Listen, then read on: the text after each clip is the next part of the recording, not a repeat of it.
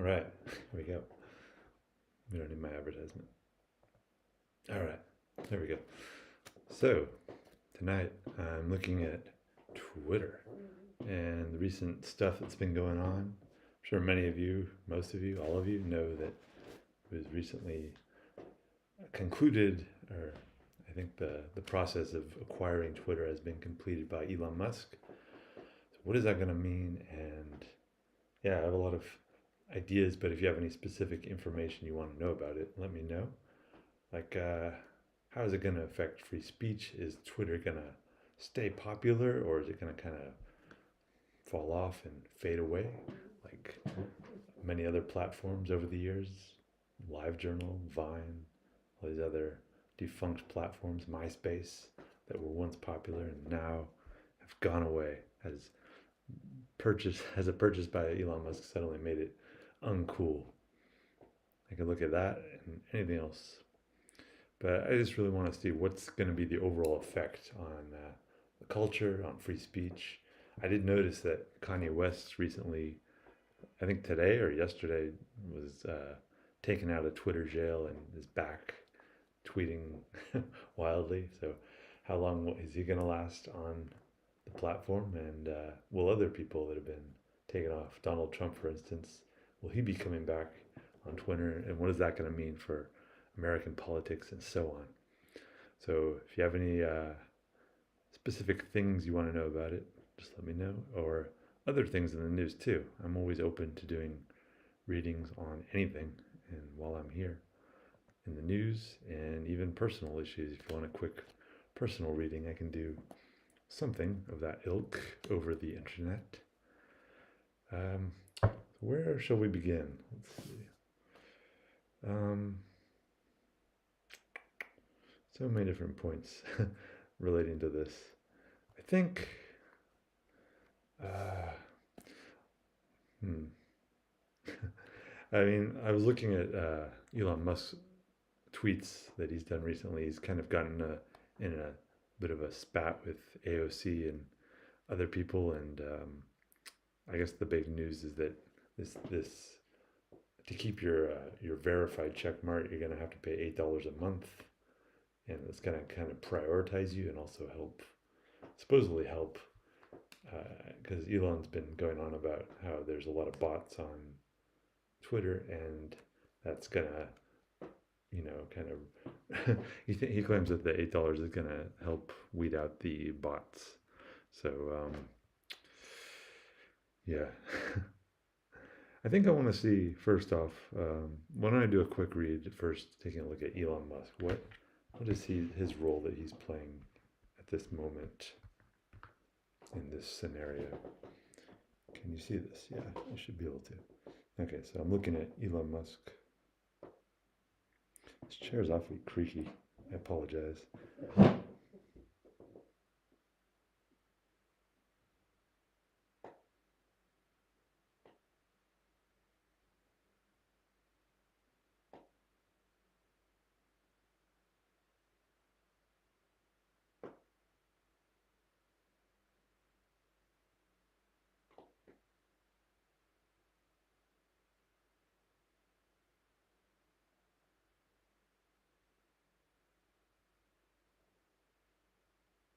All right.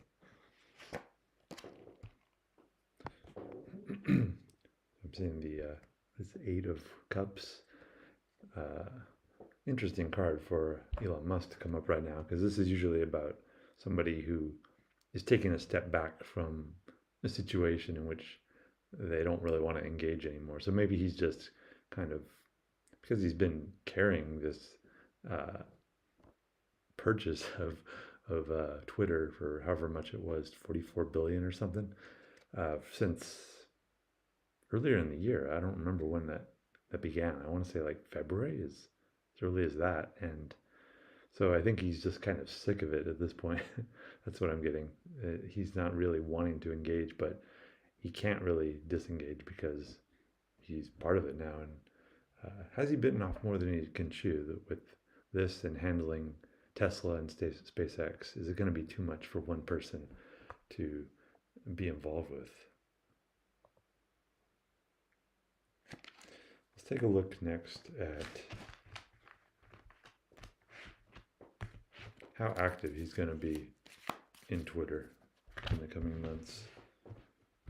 Because I've heard talks about a commission being set up to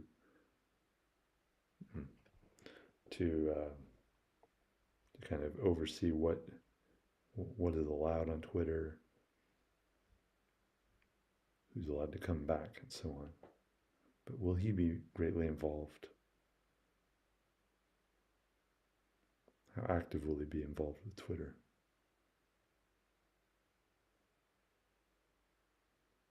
How hands-on, I guess.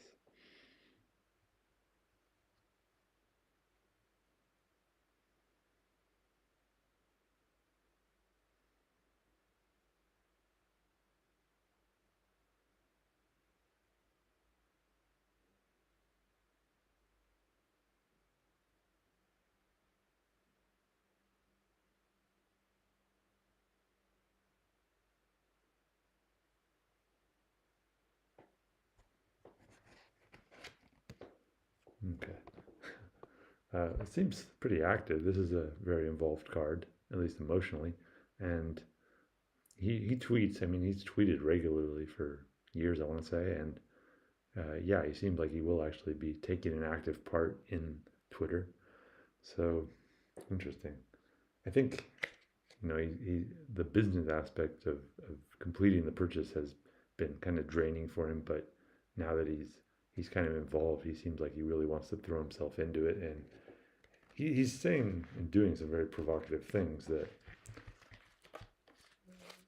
first off, by the whole thing with the $8 a month to keep your verification, that kind of basically makes everybody on Twitter of any clout, it makes them respond, and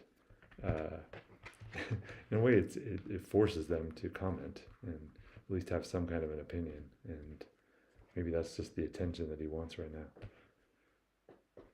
I'm going to take a look now at, let's see,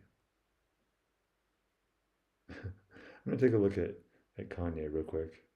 I want to see how long we can expect him to remain active on Twitter before will he get banned again? Is there potential for that to happen?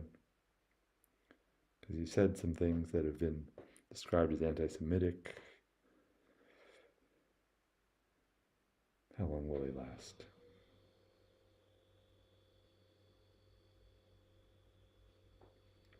And if you have any topics about Twitter or other things, feel free to comment what you'd like to know.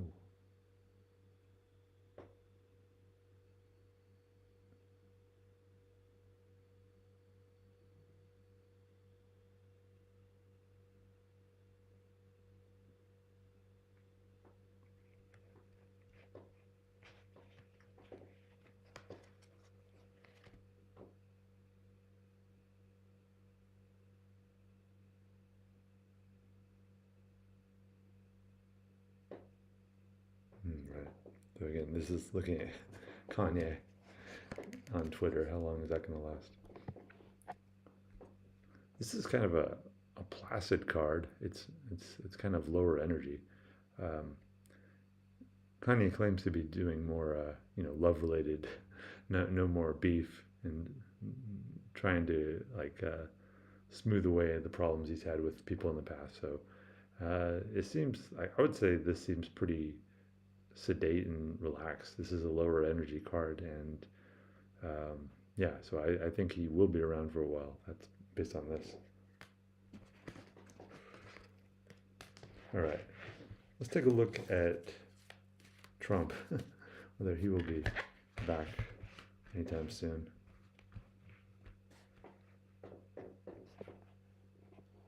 Looking to see whether Donald Trump will resume.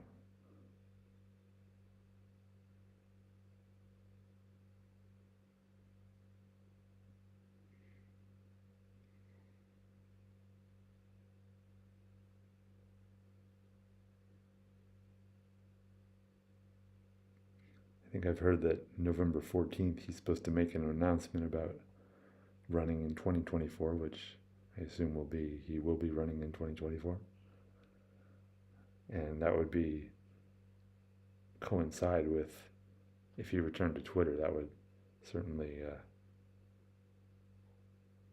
help his campaign.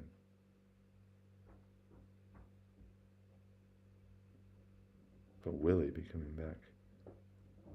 It's kind of amazing that so much power is in the hands of Elon Musk to determine the direction of the next election. I think that's what a lot of people are both afraid of, and there's a lot of issues to be had around that.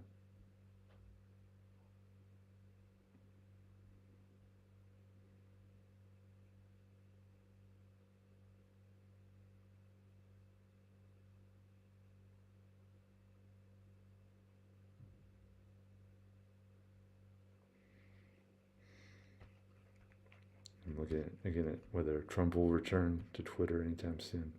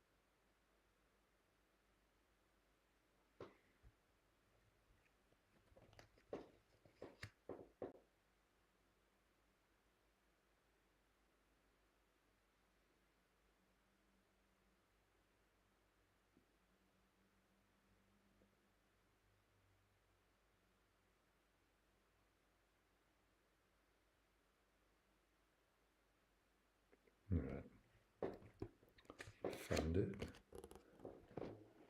Interesting.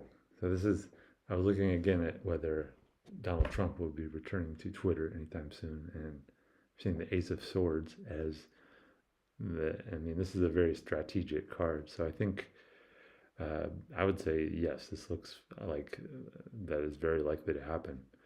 Um, Interesting.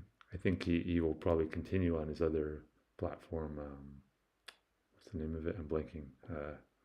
It's not coming to me. But the other app that he started. But I think he's gonna also resume on Twitter. That's what I'm seeing. I want to look to see what we can expect for Twitter as a viable social media site. Is it going to remain popular? Is it going to fade away like so many other platforms have faded away over the years? How much longevity does Twitter have as a platform?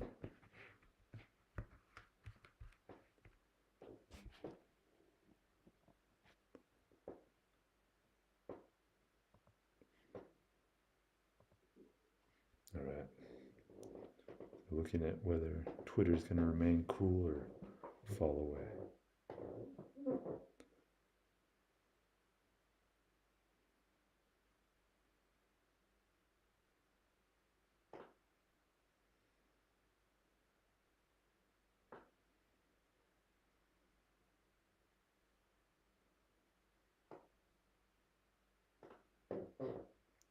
This chair is so squeaky. All right.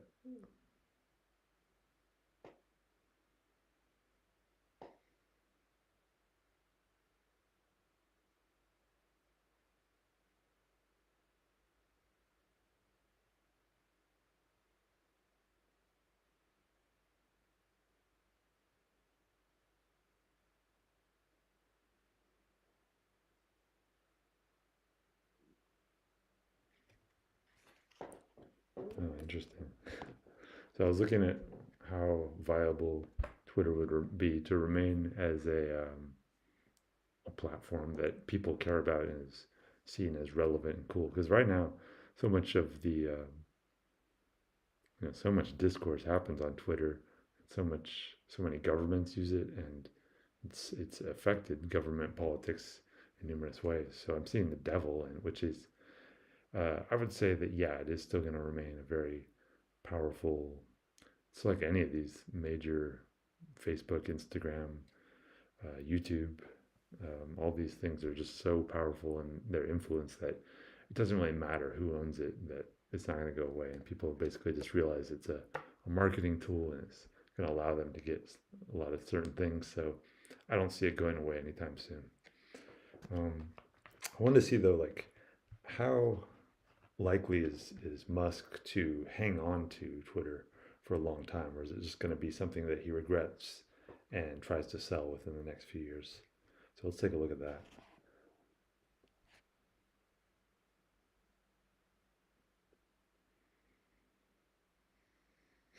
How long will Musk be involved with Twitter and as an owner?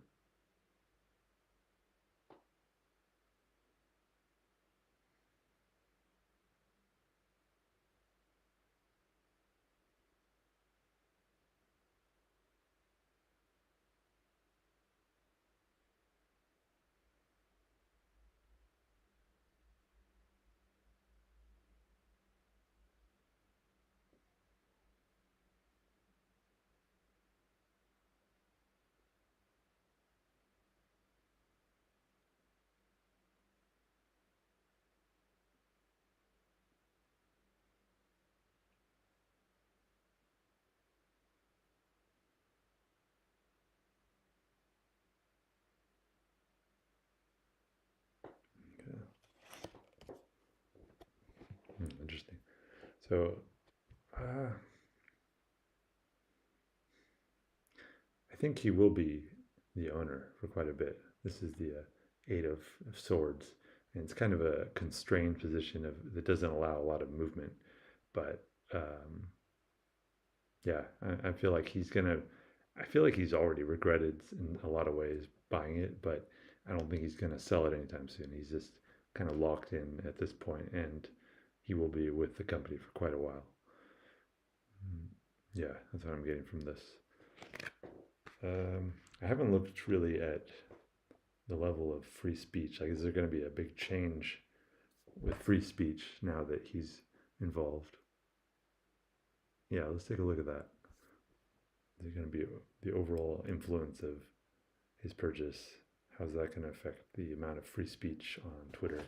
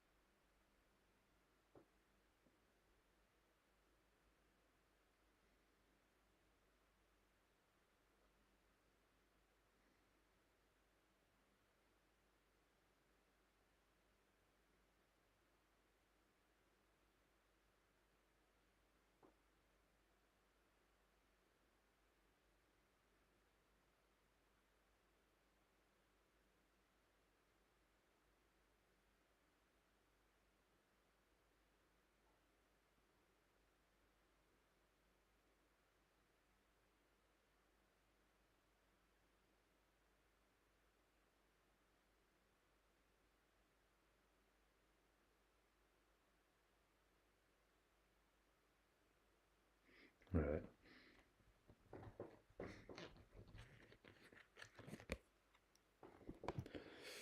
I'm seeing the Five of Wands, and this usually means that somebody or something is coming to the forefront. I think what I'm seeing with this is that, uh, and it's kind of something that I've seen with Twitter in the last, I don't know, this year. It's really kind of moved from being this place where uh, kind of everybody can express themselves to being this place where basically the algorithm just guides to the big players like all the other algorithms do is the Matthew effect of the rich get richer, the poor get poorer. So the voices that are already like amplified are just more amplified, and the smaller voices are waylaid. So I think what this signifies in terms of free speech is that it's going to basically just continue that process in which the the big names are going to have more and more influence, and the smaller people and free speech is going to happen as well, but it's basically going to be algorithmically, shadow banned. It's not necessarily a ban. It's just more the way the algorithm is designed is to, draw more energy towards the people that are already have a lot of attention, and the people that aren't. It's this really huge divide. So that's what I'm seeing. So it's going to look good for Elon because it's going to be like, oh, I'm allowing all this free speech, but it's basically not really free speech in the sense that those people are algorithmically, pushed to the side. Yeah, that's what I'm seeing with this, and the whole process of this $8 for your verification mark is going to be part of that, I think. Yeah,